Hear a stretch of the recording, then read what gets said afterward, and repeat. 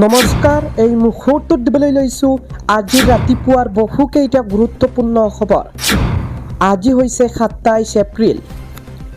আজি ৰাতিপুৱাৰ প্ৰথমটো খবৰ হৈছে এটা বিগ ব্ৰেকিং নিউজ।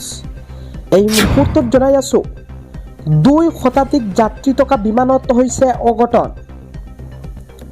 উৰণৰ সময়তে দাউ দাউকৈ জ্বলি উঠিছে বিমান। দিল্লী বিমানবন্দৰত শ শ যাত্ৰীৰ মাজত হাহাকাৰ পৰিস্থিতি। ভয়ংকৰ ঘটনাত আহত হৈছে ৬ গৰাকীকৈ যাত্ৰী। উৰণৰ সময়তে হঠাৎ জ্বলি উঠিছে ছুইছ এয়াৰলাইন্সৰ বিমানখন। বিমানখনৰ ইঞ্জিন বিকল হৈ জুইৰ সূত্ৰপাত ঘটে। ২ শতাধিক যাত্ৰী থকা বিমানত এই অঘটন সংঘটিত হৈছে। ৰাতিপুৱাৰ পৰৱৰ্তী খবৰটো হৈছে মুখ্যমন্ত্ৰীৰ পদ এৰিব হিমন্ত বিশ্ব শৰ্মাই। মুখ্যমন্ত্ৰী আসন এৰিবলৈ সাজু হৈছে হিমন্ত বিশ্ব শৰ্মা। আনুষ্ঠানিকভাৱে ঘোষণা হিমন্ত বিশ্ব শৰ্মাৰ। মই মুখ্যমন্ত্ৰীৰ চকী এৰি দিম। মই পদ ত্যাগ কৰিবলৈ সাজু আছোঁ। কিন্তু অসমৰ ডিটেনশ্যন কেম্পত এটা হিন্দু বাঙালী দেখুৱাই দিয়ক। হিন্দু বাঙালী যদি ডিটেনশ্যন কেম্পত আছে মই পদ ত্যাগ কৰিম।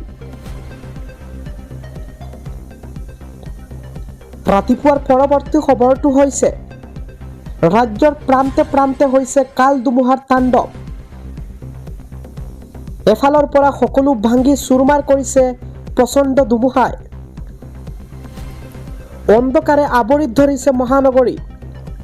আৰম্ভ হৈছে ধুমুহা আৰু বৰষুণ। আগন্তুক ৩ দিনলৈ ধাৰাসাৰ বৰষুণৰ সতৰ্কবাণী।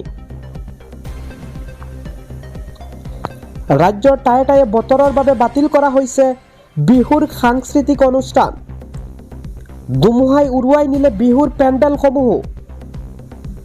ধুমুহাই ভাঙিলে চিপনশিলাৰ বিহু মঞ্চ আৰু পেণ্ডেল। নামনিৰ বঙাইগাঁও নলবাৰীত ধুমুহাৰ বৰষুণৰ ব্যাপক প্ৰভাৱ।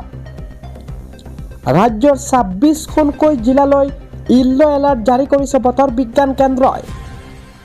আপুনিও কমেণ্ট যোগে জনাওক আপোনাৰ অঞ্চলত ধুমুহা তথা বৰষুণ হৈছে নে নাই। আজি ৰাতিপুৱাৰ পৰৱৰ্তী খবৰটো হৈছে এটা ব্ৰেকিং নিউজ।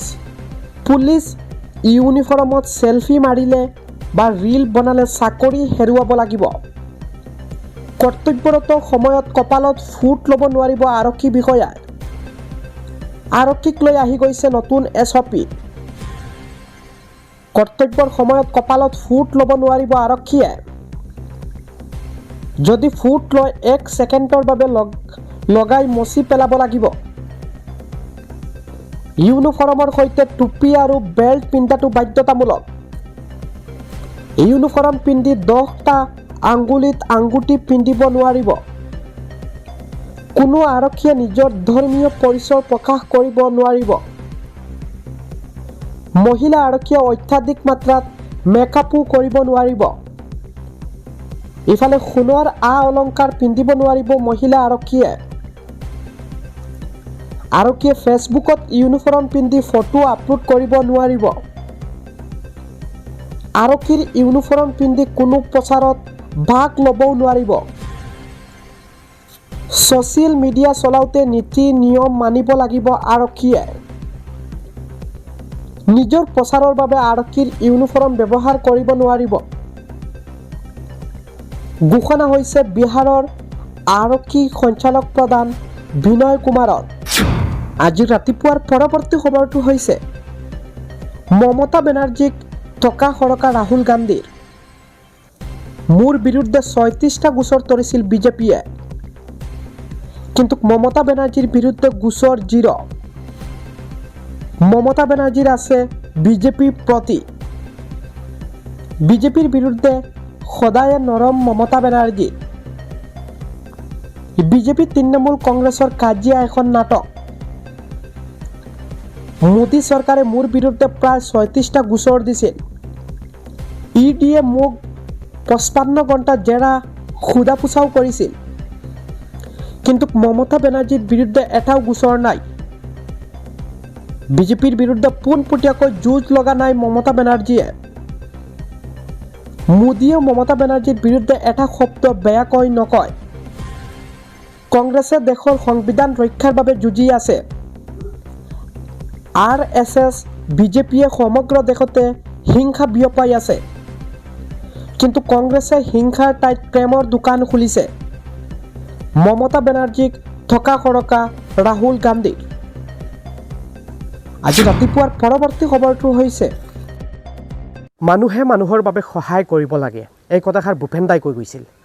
ঠিক তেনেদৰে মই বৰ্তমান উপস্থিত হৈছোঁ এটা অসহায় পৰিয়ালৰ কাষত। যোৱা 6 দিনৰ পৰা এই পৰিয়াল বহুত চিন্তিত হৈ পৰিছে। কাৰণ হৈছে পৰিয়ালৰ একমাত্ৰ ল'ৰা যোৱা বৃহস্পতিবাৰৰ পৰা নিৰুদ্দেশ হৈছে। মই আপোনাৰ পৰা জানিব বিচাৰিছোঁ কি হৈছে ল'ৰাজনৰ। মানে আমাৰ বাতিজাটো যোৱা শুক্ৰবাৰ মানে আমবাৰী মাদ্ৰাছাত তাত পঢ়ি আছিলে। তো যোৱা আগৰ সদায় সি আপ ডাউন কৰি আছিলে, শুক্ৰবাৰে বন্ধ হ'লে সি আহি থাকে। এতিয়া মানে যোৱা শুক্ৰবাৰ সি আহা নাই। মানে নাম কি আছিল বাতিজাৰ নাম? হ'ল আছৰাফুল ইছলাম। আৰু ঘৰ ক'ত? গাঁওখনৰ নাম কি? গাঁওখনৰ নাম নাহাৰগাঁও বেলুৰা। ডবকা পৰিছে ন? ডবকা পৰিছে। আৰু থানা ডবকা থানা পৰিছে? থানা ডবকা। আচ্ছা, মানে আমবাৰীত এই যিজন ছাত্ৰ দেখিবলৈ পাইছে, আমবাৰীৰ যিখন মিছবাউল মাদ্ৰাছা কোৱা হয়, সেইখন মাদ্ৰাছাত ছাত্ৰজনে অধ্যয়ন কৰি আছে আৰু যোৱা বৃহস্পতিবাৰৰ পৰা নিৰুদ্দেশ হৈ পৰিছে। মানুহে মানুহৰ বাবে সহায় কৰিব লাগে। এই প্ৰতিবেদনটো যিমান পাৰে একোটাকৈ শ্বেয়াৰ কৰক। পিতৃ আছে মোৰ সৈতে, মই পিতৃৰ পৰা জানিম। আচ্ছা, ল'ৰা এনেই আপোনাৰ ঘৰত অহা যোৱা কৰে নেকি? আপোনাৰ ল'ৰা আহে নেকি? আয় প্রত্যেক বৃহস্পতিবারে আয় না, মাঝে মাঝে বৃহস্পতিবারে আয় আর এই বৃহস্পতিবারে আইছে না। আর বৃহস্পতিবারে আইছে না, শুক্রবারেও আইছে না। শুক্রবারে আমি ফোন করছি, শুক্রবারে সকাল তো নিয়ে মাদ্রাসাত নাই, খবর পাইছি। ছাত্ররা জিকাইছি, তারা খুঁজছি শুক্রবারে মাদ্রাসা থেকে। আমি 2-3বার ফোন করছি। ফোন করার পরে কইছে জুম্মার বাদে আইব, জুম্মার বাদে গিয়ে আমি তোমার ফোন করে দিব। আপোনাৰ ল'ৰাৰ নাম কি? আশৰাফুল ইসলাম। বয়স কিমান হৈছে? বয়স 16 বছৰ। এতিয়া যিসকলে ভিডিঅ'টো চাই আছে, এইসকল ৰাইজক আপুনি কি জনাব, কি ক'ব বিচাৰে? আমি ওখানে কই আর যদি কোনোখানে কেউ ফাইন তে আমার ফোন নম্বর ভিডিওর মাধ্যমে ফোন নম্বর দেওয়া থাকবো, ফোন নম্বর করে যোগাযোগ করতা। আর আমার ফুয়াই যদি শুনে কোনো সময় শুনে যদি ভিডিও দেখিয়া তে বাড়িত ফোন করতো, তারে কোনো মারধর করা হইতো নাই, আহে বাড়িতে আইতো। ল'ৰাজন আছে তেতিয়াহ'লে ঘৰলৈ আহক, বা যদি কিবা বিপদত পৰি আছে তেতিয়াহ'লে তেখেতসকলে য'ত আছে তাৰ পৰা উদ্ধাৰ কৰি আনিব। এই প্ৰতিবেদনটো যিমান পাৰে শ্বেয়াৰ কৰক। আপোনাৰ একমাত্ৰ ল'ৰা নেকি? আগফালে আহক। আমাৰ এটাই লড়া, আৰু ল'ৰা নাই? নাই। আচ্ছা, আমাৰ এক পুড়ি এক পুয়া। চাওক, পৰিয়ালৰ একমাত্ৰ ল'ৰা হয়। যোৱা বৃহস্পতিবাৰৰ পৰা আজি প্ৰায় 6 দিন হৈ গ'ল ন, কিন্তু এতিয়ালৈকে পোৱা নাই। প্লিজ মানুহে মানুহৰ বাবে সহায় কৰিব লাগে। এই প্ৰতিবেদনটো যিমান পাৰে শ্বেয়াৰ কৰক।